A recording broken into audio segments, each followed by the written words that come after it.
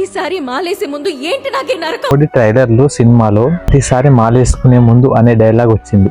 నిజ జీవితంలో చాలా మంది మాలేసుకునే స్వాముల ఇండ్లలో జరిగే సంఘటన ఏంటంటే, ఒక 45-50 డేస్ తాగం కాబట్టి ఇప్పుడే తాగి తిని ఎంజాయ్ చేద్దామని చాలా మంది ఇలాగే చేస్తుంటారు. దీనివల్ల చాలా మంది ఇంట్లో ఉండే వైఫ్లు కానీ అమ్మలు కానీ చాలా ఇబ్బందులకు గురవుతారు. ఈ మాలేసుకునే ముందు ఏంది ప్రతిసారి ఈ నొల్లి అనేసి వాళ్ళు కూడా ఫీల్ అవుతుంటారు. అంతేగాక మాల వేసుకున్న తర్వాత కూడా ఏదో జైలుకి వెళ్ళి వచ్చినట్టు వెంటనే వెళ్ళి పార్టీలు అంటూ ఏదో చేసుకొని మళ్ళీ ఫుల్గా తాగి డిచ్ అవుతుంటారు. అంటే ఆ 45-50 డేస్ ఏదో జైల్లాగా ఎందుకు ఫీల్ అవుతారు? మనం వేసుకునే అయ్యప్ప స్వామి